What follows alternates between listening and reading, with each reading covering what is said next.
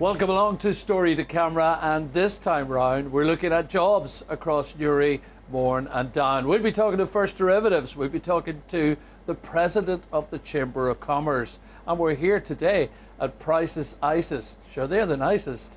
And of course, Colm serving a local businessman his favourite ice cream.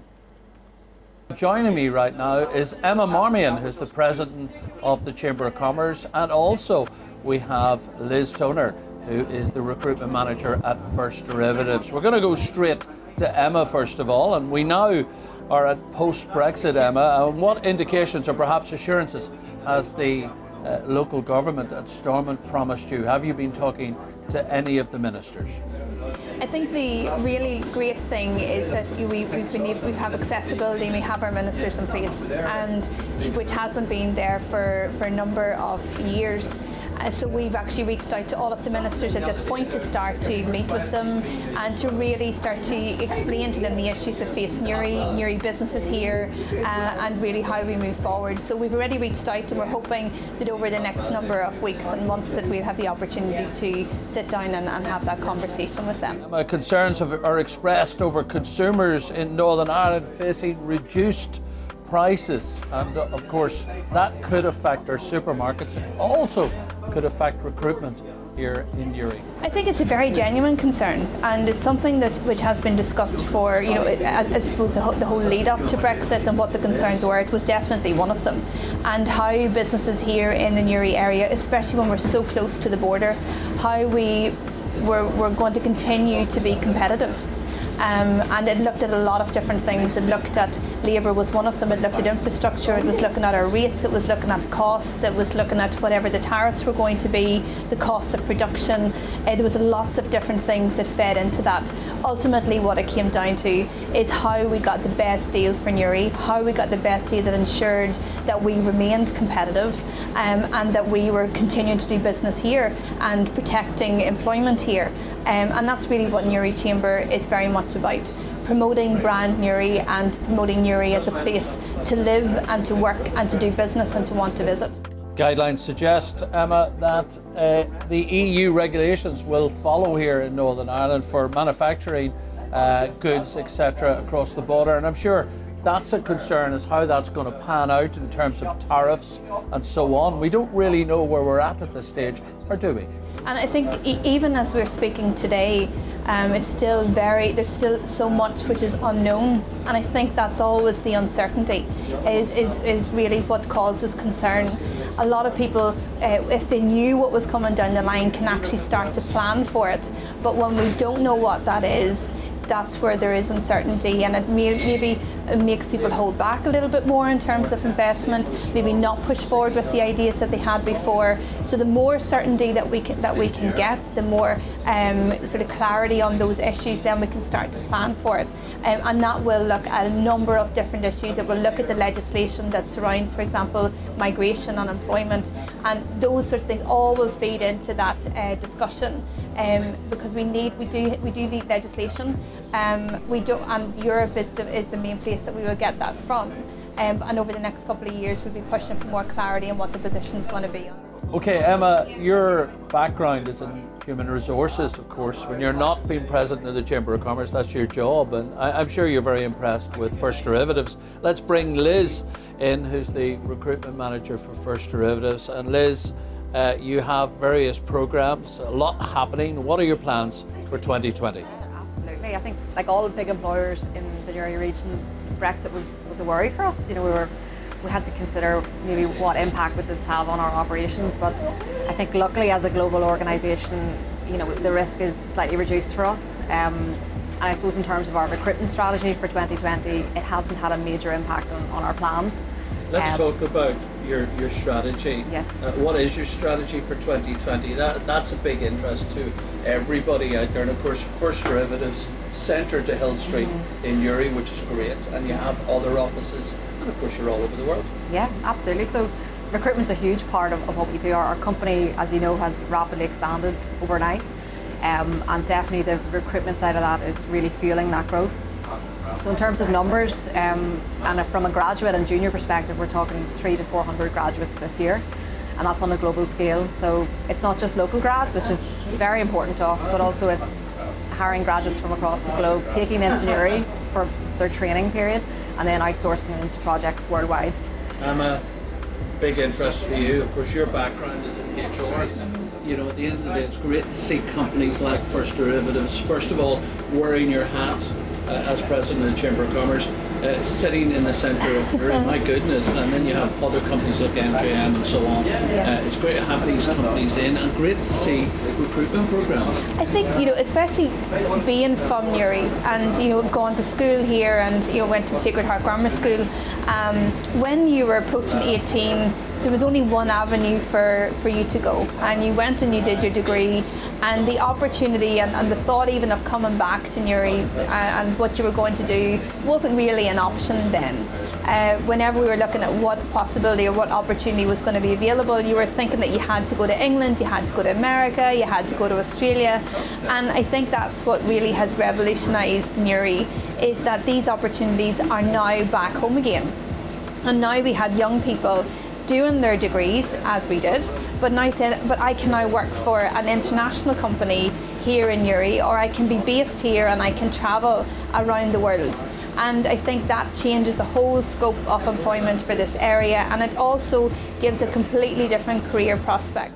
And Liz, just another one, do you have opportunities for non-graduates? For instance, someone that's slightly older, sitting at home thinking, I haven't got a degree, but I could do a job for First Derivatives. So we have a placement programme for graduates who are, or students who are in year 3 of their graduate programme, but last year we were delighted to launch the HLA programme.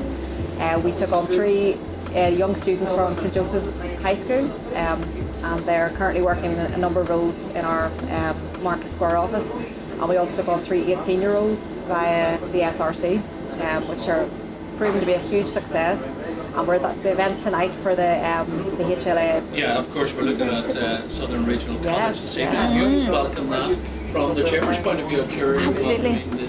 I think, you know, yeah, and even from a HR perspective, from the Chamber's perspective, we are also going to be at the event this evening and really showing our support for this as a route to work.